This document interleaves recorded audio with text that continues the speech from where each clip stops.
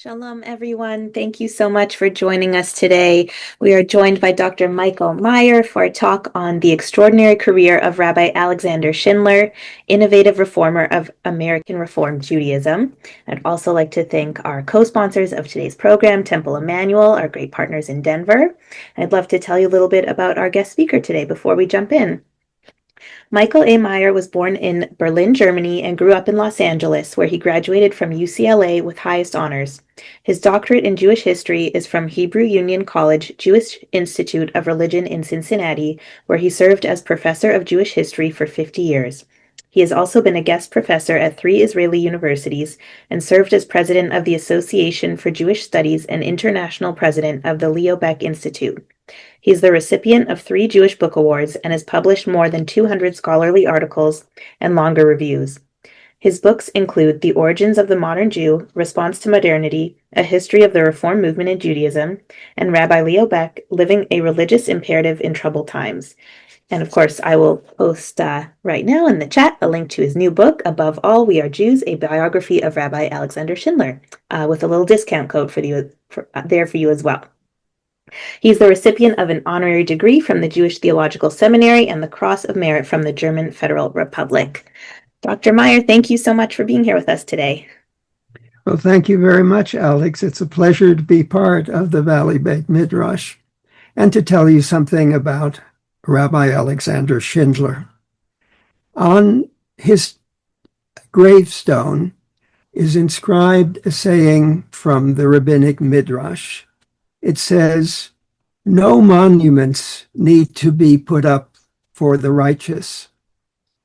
Their words are their monuments."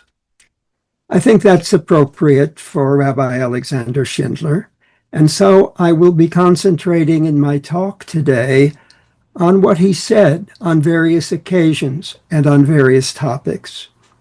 But before I do that, since not all of you are familiar with the details of his life, let me give you a brief outline so that we have a context for what he had to say. Alexander Moshe Schindler was born in Munich, Germany, in the year 1925. Together with his mother and father and sister, he was able to escape from Nazi Germany in 1938 and settle in New York. Some of his relatives perished in the Holocaust. Once in New York, he was drafted in the American Army and served in the 10th Mountain Division, which made its way gradually up from southern Italy to the north. He was wounded twice, and he received a medal for bravery.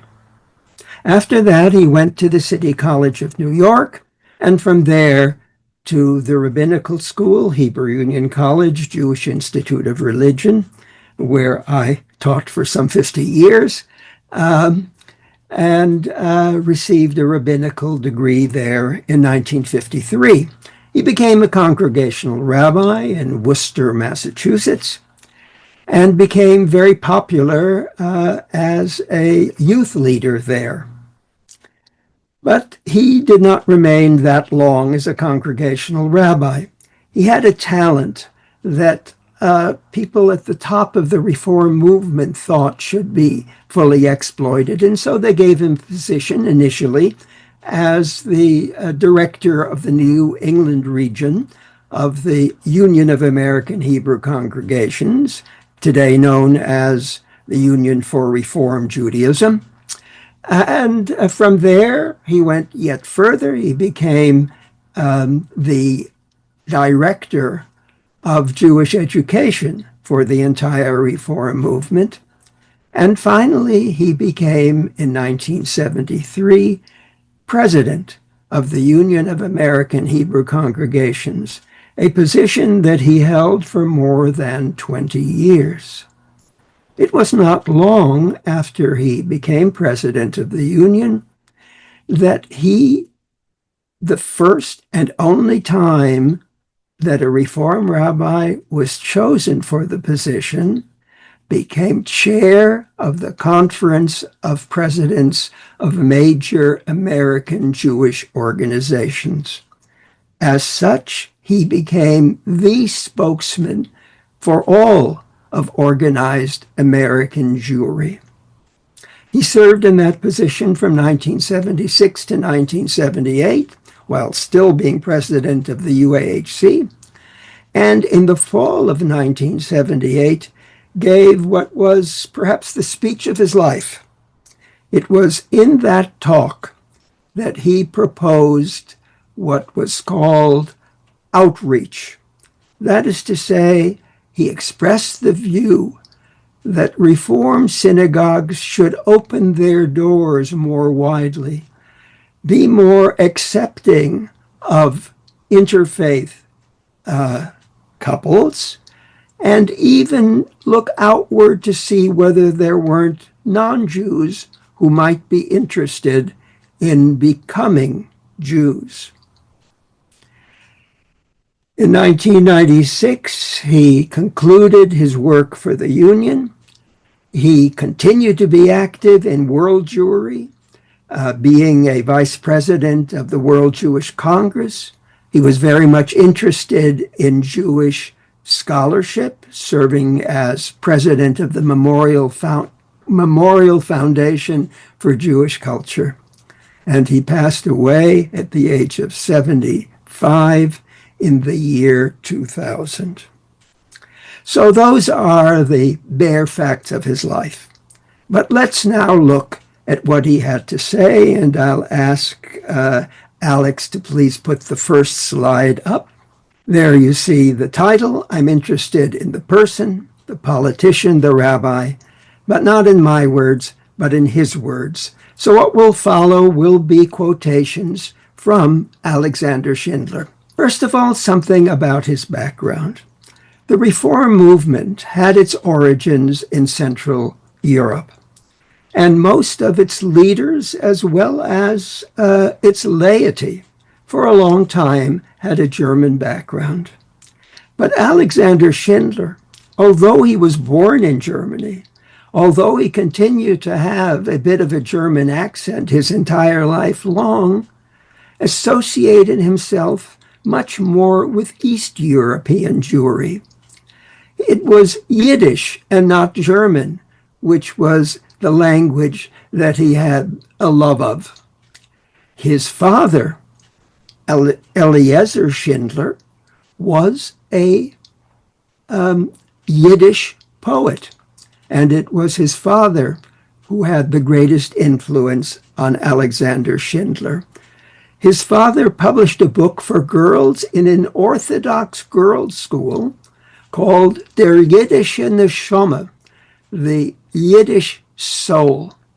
And that's what Alexander Schindler also brought into the Reform movement, which had been lacking until then, a Yiddish soul. As for Germany, Alexander Schindler, who after he completed his army service before he came back to the United States, had visited the concentration camp at Dachau, did not easily forgive the Germans for the Holocaust. In Cincinnati, when he had been a rabbinical student, he had studied with Rabbi Leo Beck, the great leader of German Jewry during the Nazi period. And can we go back? Okay. He approached Beck and said to him, because Beck had gone back to Germany for lectures, how can you go back to Germany? The hand you shake may be the hand that held the dagger that killed your brother. It took a long time for Schindler to have a different view of Germany, not really until after reparations agreements were signed. He tried to avoid visiting Germany. He did not use the German language. As a congregational rabbi, Alexander Schindler put a lot of emphasis on the sermon. He wanted the sermon not to be the story of his own life told by the rabbi, or simply presenting ideas that everybody agreed with anyway. No, this sermon, he believed, should be challenging. It should be something that is not simply a reflection of what everybody else believes. And so he said in one of his sermons, quote, "No matter how blatant the voice of the zeitgeist, the spirit of the times, the preacher," we always are missing a little bit on the end of the line there. Okay, there we got it. "The preacher must speak up fearlessly, courageously, ever seeking the applause of God and history rather than the applause of the masses." But that didn't mean that the rabbi should be distant and talking down to his congregation. Quite the contrary. He was very much what's called in Yiddish a chevraman, very much a person of the people. He didn't want to be separated from the congregation. And so he said, the barrier between the pulpit and the pew must be broken. The hierarchical order of temple life is obsolete. He also very much believed that a sermon should be a sermon and not simply a learning experience. It should not be simply educational, but it should be challenging. It should set a moral before the people who are hearing it. It should encourage them to engage in more ethical actions. So he said, do we have the right to transform the worshipful atmosphere of the service into the educational study group? He was all in favor of education, but the synagogue's primary purpose, he believed, was worship. Here you see that, in fact, despite the fact that he thought that within the synagogue worship was the most important, it is not by no means the case that he did not regard Jewish study and learning as important. Very much so did he. In fact, he pointed out, as this first quotation indicates, that how we view the Torah, whether we see it as literal divine revelation as the Orthodox do, or whether we understand it as a human-inspired document, that was really the important difference between Reform Judaism and traditional Judaism. It is our attitude toward Torah, our answer to the question, what is Torah, that marks the divergence between Reform and traditional Judaism. Now, the Reform movement had never had a Torah commentary of its own. And it was one of the important accomplishments of Rabbi Schindler that he prompted Rabbi Gunther Plaut to write such a commentary. As he said, a Reform commentary on the Torah would endow our pluralistic community with a necessary sense of ideological cohesion, providing that centripetal force which Reform Judaism requires to keep the periphery of our movement in touch with the center. As a result of his efforts in 1981, the first Reform commentary to the Torah appeared. There have been others since, including a women's commentary to the Torah. While he was the head of education for the Reform movement, he also argued for day schools. That was very controversial in his time because the Reform movement had been committed to the separation of church and state. And there were leading Reform Jews, rabbis, and laity who thought that, quote, parochial schools have no place within liberal Judaism. But Alexander Schindler was convinced that a thorough Jewish education, including Hebrew, should not be limited to the rabbis, that there should be lay people who have more of a Jewish education than was given by a 1 or 2 day a week religious school. And so he wrote, "Those who fear that day schools will isolate and ghettoize our children may well themselves be operating under the burden of a ghetto mentality that fears particularism as a handicap an obstacle to mainstreaming in America. For Schindler, day schools would not be an obstacle, but he failed to get the Union of American Hebrew Congregations to embark upon a day school program of its own. Day schools developed within the Reform movement, but within the context of individual congregations. One of Alexander Schindler's most important notions was that the Jewish people should engage in proselytizing. That was an idea that he got from his father and also from Leo Beck. In ancient times, the Jews did engage in proselytizing, in seeking converts. During the Middle Ages, whether under Christian or under Muslim control, they were not allowed to do it. But now, in the modern period, Schindler argues that if we really are proud of our faith, then why limit it simply to those who are born as Jews? And this is the way he phrased it. He said, "All my life, my father reminded me that people who have no mission are suspected of having no message." He thought that the idea of one God, ethical monotheism, was such an attractive, important, and to him truthful idea that we shouldn't keep it to ourselves. Surely it has an attractive force for others as well.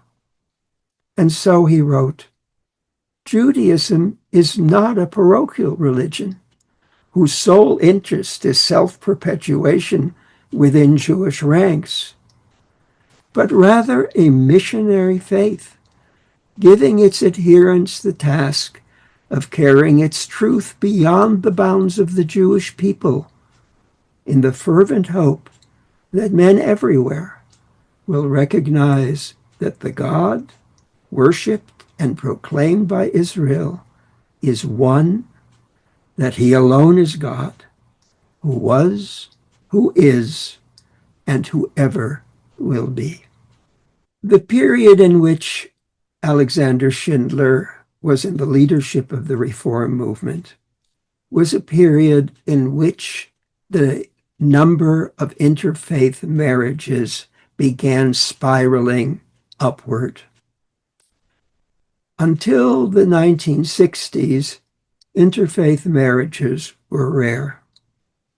There was so much anti-Semitism on the Christian side, so much questioning of Christianity on the Jewish side, that Jews and Christians did not come together and marry each other, except in relatively rare instances.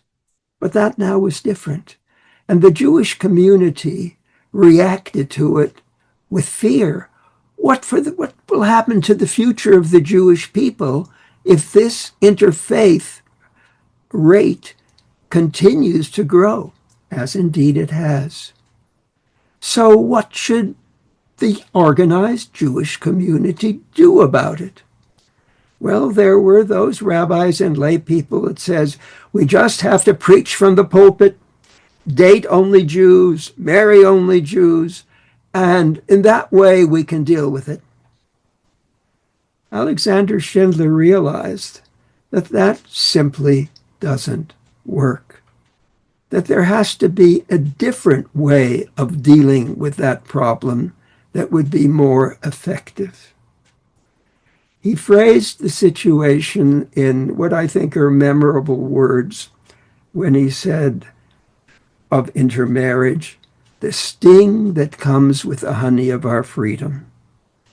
because we live in a free country where there is so much interchange between Jew and non-Jew, the result is that the Jewish community is diminished thereby. When I first saw this, I thought of a song by Naomi Shemer, which is very popular in Israel, called Ala Dvash Ala Oketz, namely, on the honey and on the sting. But Alexander Schindler responded rather with a Yiddish saying. And his Yiddish saying is this: Hab nit kein Meure, wenn du hast nit kein andere Brehre. Don't have fear when you have no other choice. In other words, rather than ignore what was happening or try to make it go away, one should find a way to deal with the situation that would be for the welfare of the Jewish community. And so the outreach program, which I mentioned earlier. But outreach should lead, he hoped, to conversion to Judaism. And in a remarkable metaphor here, he put it this way. He said, we need to fix the mezuzah to the door of our people, even while we make certain that these doors remain open to the world. In other words, we should encourage non-Jews to come to Judaism, whether they were partners in a mixed marriage, an interfaith marriage, or whether they were simply attracted by it. He wanted also that the children of such interfaith marriages be recognized as Jews, even when the mother is not the Jewish partner, which would make the child halachically Jewish, but also if the father and not the mother is Jewish, what became known as patrilineal descent.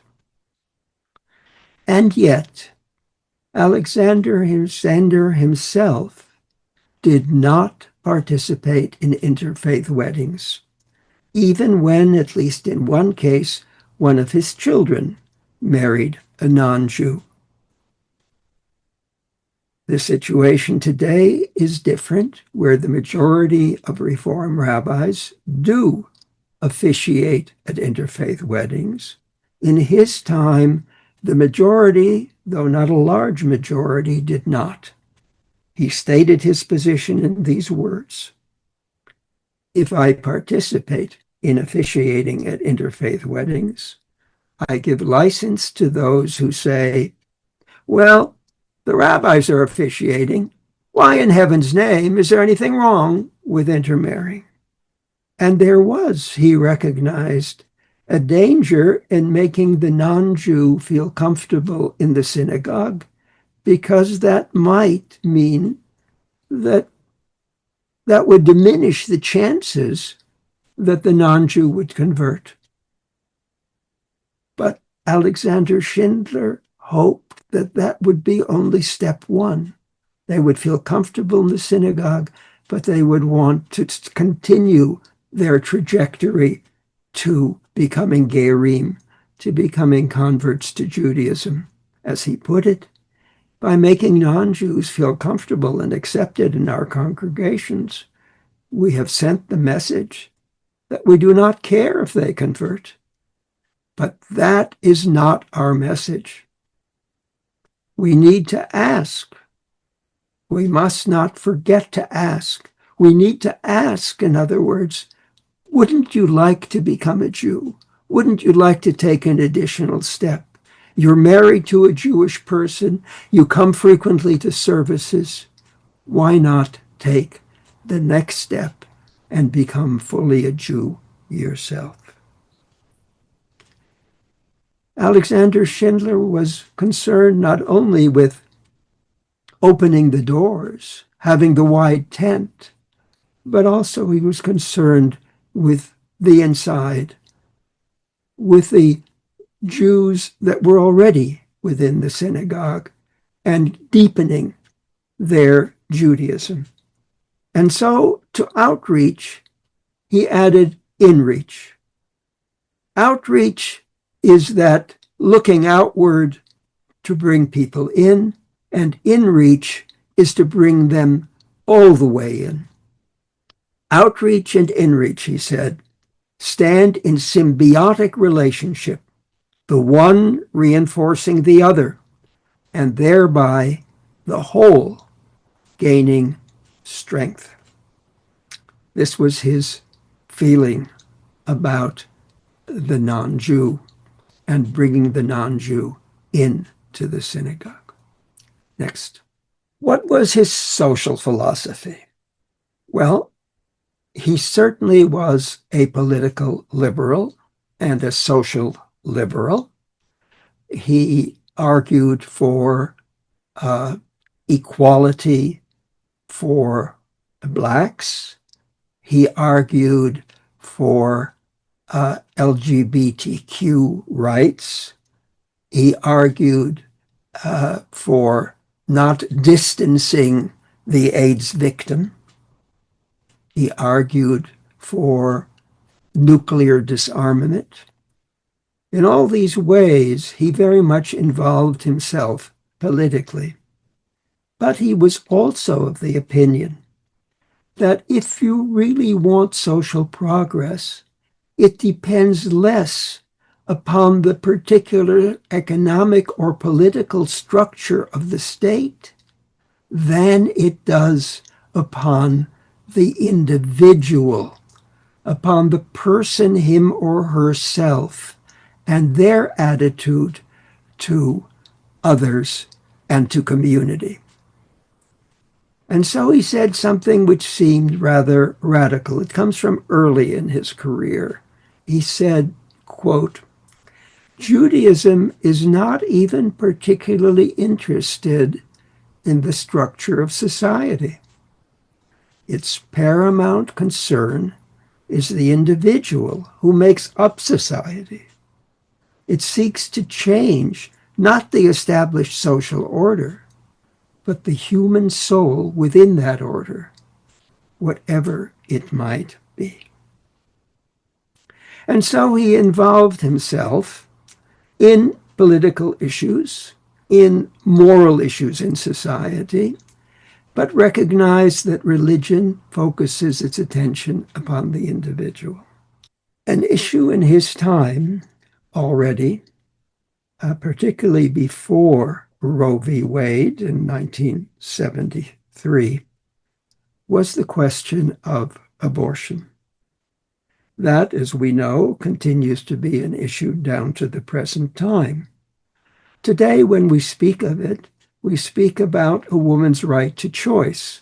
We speak, influenced by the feminist movement, that children must not be forced upon a woman. But it is interesting that the notion of women's rights with regard to abortion doesn't appear, to my knowledge, in the writings of Alexander Schindler, but rather his favoring the right of a woman to abortion is based upon the child, the unwanted child, that results from a pregnancy of a poor individual, someone who cannot properly take care of that child. And so this is what he had to say without using the word abortion. Quote, the cries of emerging life are a delight, but we must also hear the silent crying of parents who see the bloated bellies of their starving infants and are helpless to give them surcease. In Judaism, feticide is not regarded homicide. That was his position on the issue of abortion. And so on the issue of abortion and on other issues of a moral character, Alexander Schindler was not afraid to express his opinion. But unlike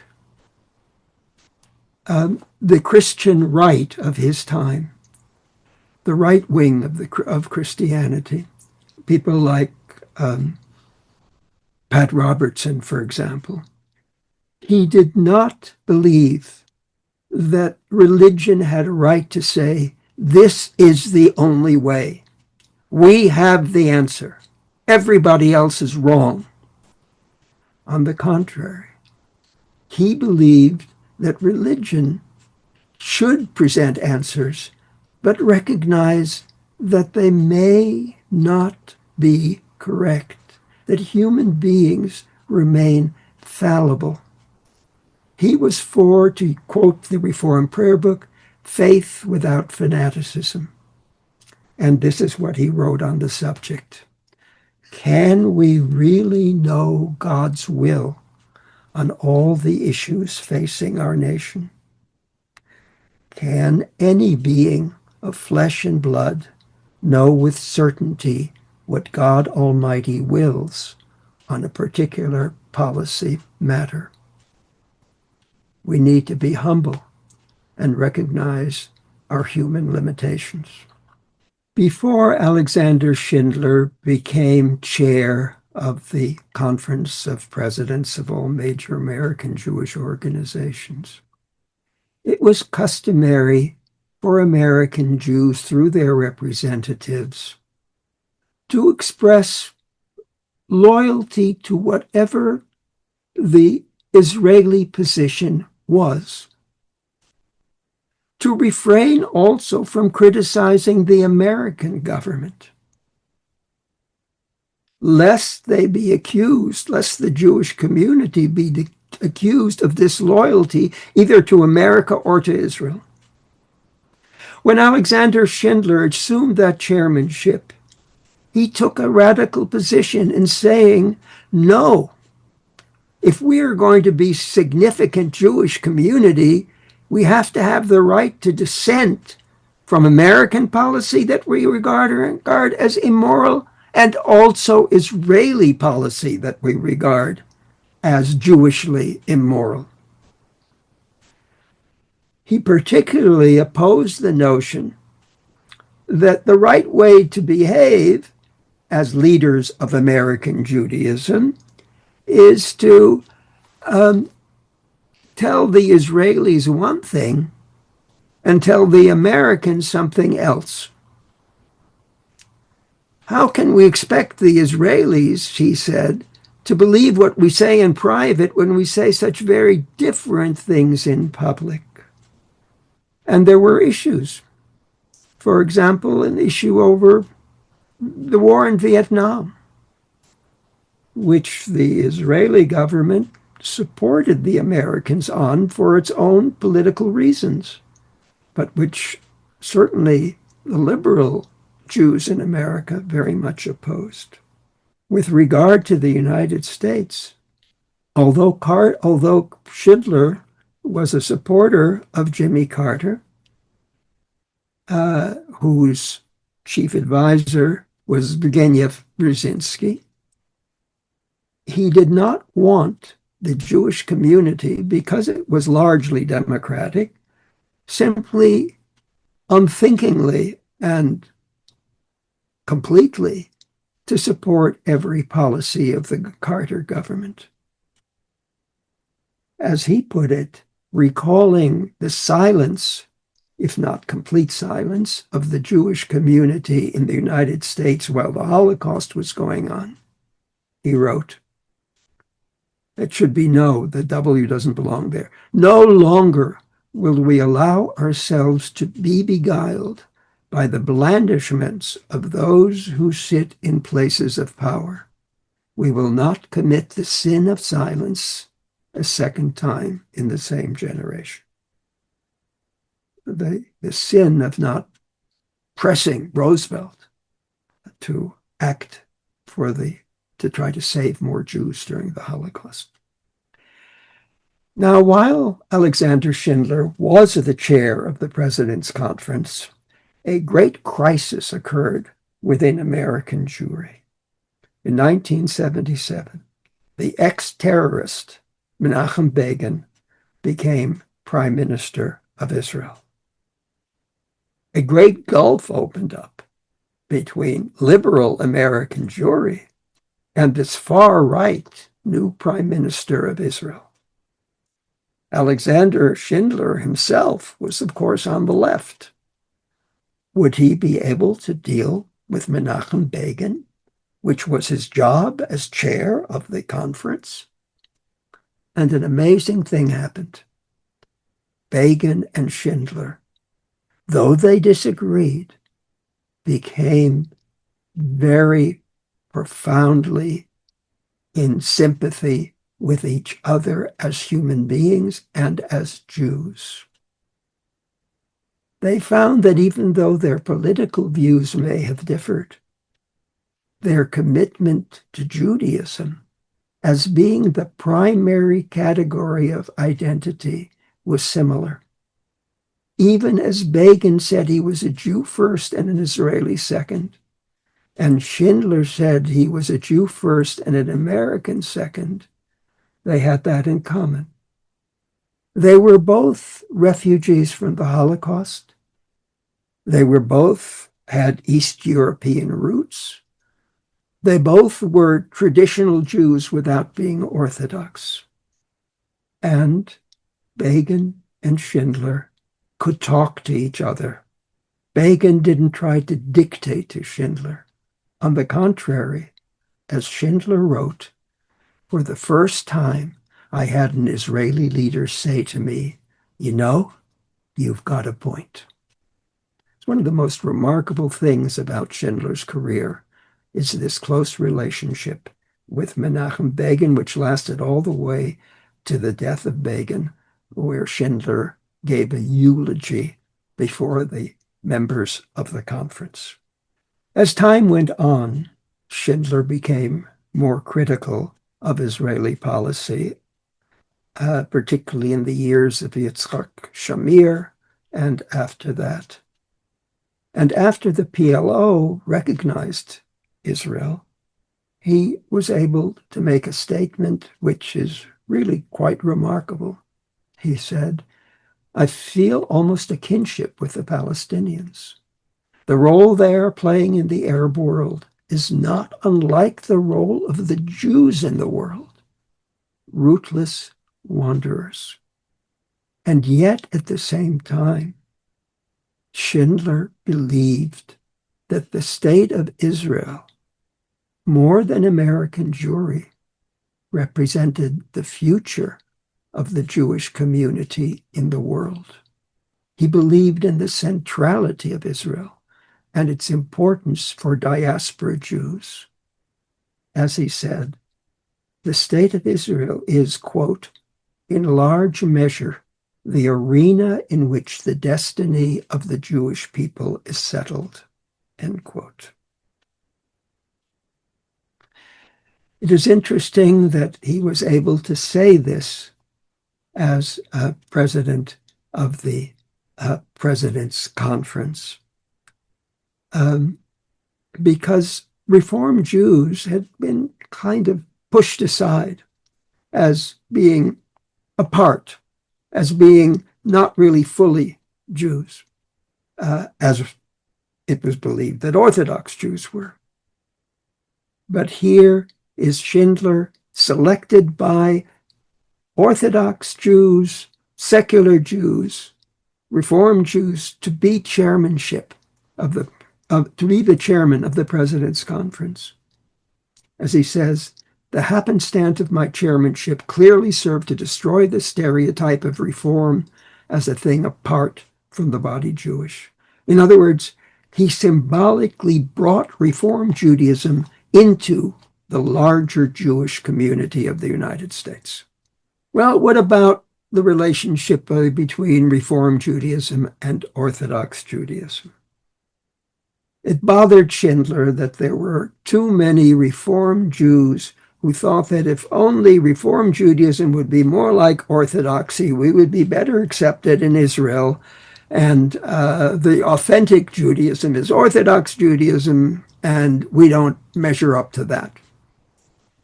Schindler, as a proud Reform Jew, took a different position.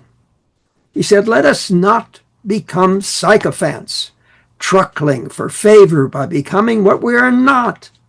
It will not avail us. Our father and our mothers did not forge Reform Judaism to have us trade it in for a tinsel imitation of orthodoxy. No. Reform Judaism had an authenticity of its own.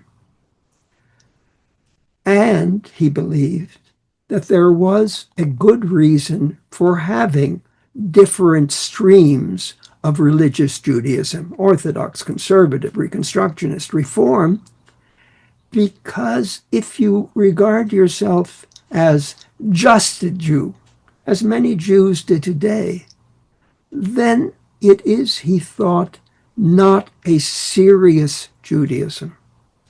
As he put it, denominational diversity is required in order to avert a watered-down faith fully satisfying no one.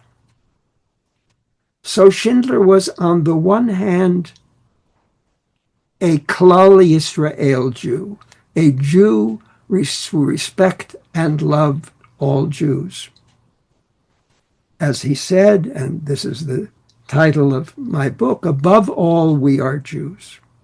And yet at the same time, he wrote, the future clearly belongs to us. And the us here is Reform Judaism. He believed that in the future it would be Reform Judaism that would be dominant, as in fact it is the majority among the denominations in the United States today. Because of interfaith marriages, more and more non-Jews were coming to synagogue. And as he wanted, felt at home there. Should they therefore be given full privileges? Should a non-Jew, for example, be the president of a Reform congregation? Alexander Schindler, for all of his interest and outreach, did not believe that that should be the case. Not even the head of a committee, not even the committee that took care of finances. Reform congregations should be governed by Jews, he believed. As he wrote, before a non-Jew is given full privileges in a Reform congregation, quote, Abram must become Abraham and Sarai becomes Sarah. Of course, referring to Genesis, where Abram accepts the one God, becomes Abraham, and Sarai begets the name Sarah. And, as I mentioned, every committee should be run by Jews. All of our synagogue committees are sacred. But what about the religious service? What about bar mitzvahs and bat mitzvahs in particular, where the non-Jewish mother, for example, has raised the child Jewish and would like to participate in the service, particularly in a congregation where it is customary that the mother of the bar bat mitzvah lights the Shabbat candles? It didn't make sense for that individual, even if she knew Hebrew, to say, Asher kiddushanu b'mitzvotav, who has commanded us by his commandments, who has sanctified us by his commandments, because she wasn't a Jew. But still, should she therefore be excluded from the service completely? And to deal with this, at one point, he suggested a prayer that might be said where the woman, the non-Jewish woman, lighting the candles wouldn't be saying something which he doesn't believe. And so he suggested the following prayer, Blessed art thou, and so on, who glorifies the Sabbath or the festival, if it was a festival occasion, with a blessing of festival lights, without the who has commanded us. So what did Schindler believe? In the 90s, during the last years of his presidency of the Union of American Hebrew Congregations, a congregation established in Cincinnati, which regarded itself as humanist, which removed any reference to God from its liturgy, sought to become a member of the Union of American Hebrew Congregations. It called itself Beth Adam, the house of the human being, not Beth El, the house of God. Should this congregation be allowed to join the Reform movement? Was the Union of American Hebrew Congregations simply a group that one joined? Or when a congregation joined, did that imply some religious belief beyond the humanistic? Schindler at first wobbled on that question, as there were some individuals, including professors at the Hebrew Union College, who thought that any congregation that wants to join the union should be allowed to join the union. But ultimately, he came to the conclusion that I believe that the concept of God is an ikar, which means essence in Hebrew, the core, the essence, the very foundation of Reform Judaism. That Reform Judaism, no less than any other religious branch of Judaism, had as its core the belief in God. And he was particularly concerned that the very core of the liturgy, the Shema, Hear, O Israel, did not exist within the liturgy of this congregation. And so he wrote, if Judaism has any overarching affirmation of faith, it is the Shema, the assertion of God's unity. This is the ultimate ground of our collective being.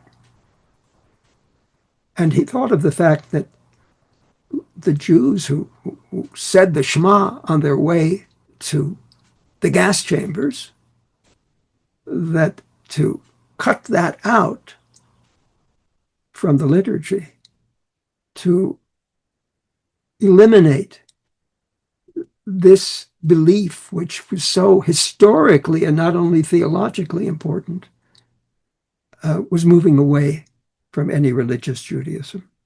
Now, that doesn't mean, according to Schindler, that Judaism has a dogma about belief in God. This kind of a God, that kind of God, naturalistic God, theistic God, deistic God, a covenant God, a God within the universe as well as out of the universe. That wasn't important. You could have different conceptions of God.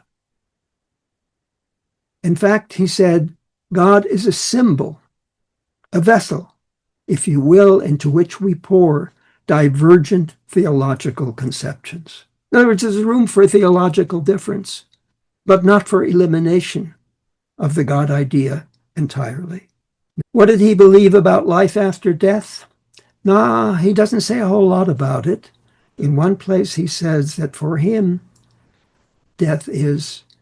life after death is an invincible surmise, a phrase that he took from the American philosopher Santayana.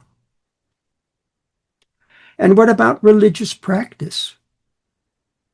Schindler believed very strongly in the importance of religious practice, of keeping customs, ceremonies, because simply belief may give you a philosophy or a theology, but it doesn't give you a religion. The truth to be felt by most of us must put on garb. In other words, it must put on a garment, and that garment is worship, mitzvot, and the like. Schindler also believed it was very important that we not neglect in Reform Judaism mysticism. Reform Judaism traditionally had been much more in the philosophic tradition than in the mystical tradition, even as it had been mostly drawing its roots from German Jewry, more so than from East European. One of the things that Schindler did that was innovative was to bring mysticism back into Judaism. He spoke often of the importance of prayer. For him, prayer was not simply a recitation, not simply a plea for this or that, but it involved kavanah, or kavona, as he pronounced it, namely devotion, intention, leading to dveikus. Dveikus is a Hasidic concept meaning a clinging to God. In other words, he believed in mystical prayer. What about halacha? What about Jewish law? Well, one of the outstanding characteristics of the Reform movement is individual autonomy. And Schindler certainly believed in that, but believed also that autonomy had to come together with a sense of obligation, with a sense of mitzvah. As he put it very strongly, when the concept of individual autonomy is allowed to become the central exclusive concept of liberal Judaism, Judaism is destroyed. So there needs to be a reform halacha of sorts, but it must be flexible. And he expressed that flexibility in this metaphor. We insist that religious law is not frozen like ice, but is a soluble substance to be mixed with human tears. The next quotation emphasizes the same thing. To defrost halacha, that was the goal, until it is once again soluble in human tears, human blood, human reality. Never a halacha like that which prevents a Jewish woman from getting a divorce because her husband refuses it, and various other things in the traditional law that can affect human reality negatively. And finally, the last slide, legacy. So what is the legacy in the briefest terms, because I see my time is really up? Alexander Schindler wrote, "My core conviction, the mainspring of my actions, the driving power of my life is Ahavat Yisrael, the love of Israel, meaning the love of the Jewish people, a love of my fellow Jews which knows no limits. Not simply a sense of solidarity, but a love among Jews." And the second, what is most beautiful in Judaism is its confession of uncertainty in the claim for exclusive truth. How much we need that today, when there's all too much certainty of this or that. Schindler recognized that human beings require humility, require the understanding that as much as we are convinced of the truth of certain principles, we have to recognize that we don't know everything for sure, that we are human beings and as such are fallible. So that's what I wanted to tell you today, and we should have about 5 minutes for questions remaining. Thank you so much. Very interesting presentation. And yes, we'd love to take a couple questions. I see there's one in the chat, so we can get to that. The question from Michael is, how much pushback did Schindler get from the non-reform while he was their national leader? It is remarkable how little pushback he got. He had good relations with Orthodox rabbis. There is one fascinating picture of him. It's actually a little video clip of him at a Farbrengen with the Lubavitcher Rebbe, raising up the paper cup with the wine in it and joining in the nigun and the singing. he had a real, as I said, Ahavat Yisrael, which stretched very far. As we know, in Israel today, the Orthodox press will never call a Reform rabbi Harav, but they'll instead call him Rebbe, if that.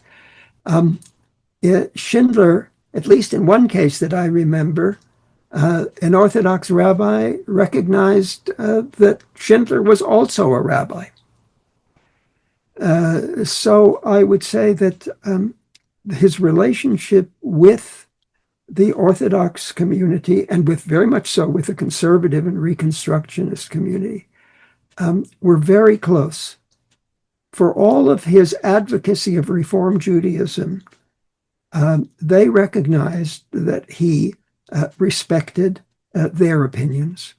So I would say that the pushback was less by more traditional Jews against his ideas than they would have been if he were a different personality.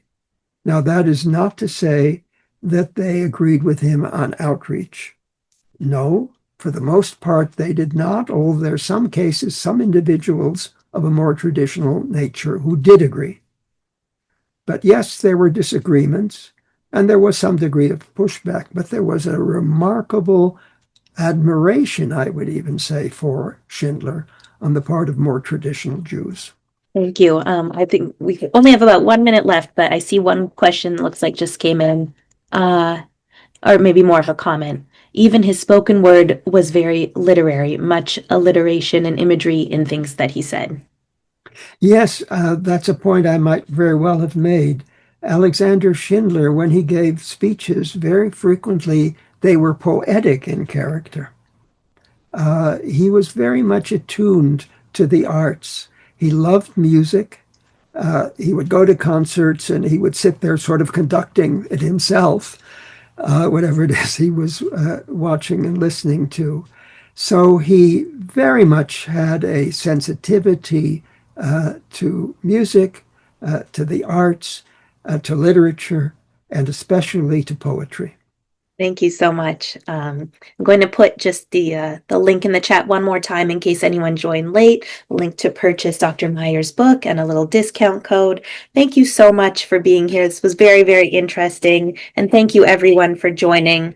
Our next class will be on June 12th at 1 p.m. Pacific time, called The Case for Dual Loyalty, Healing the Divided Soul of American Jews with Rabbi Dr. Nolan Leibovitz. So hope you can all tune in for that one as well, and you can register on our website. Thank you, everyone. Have a great day.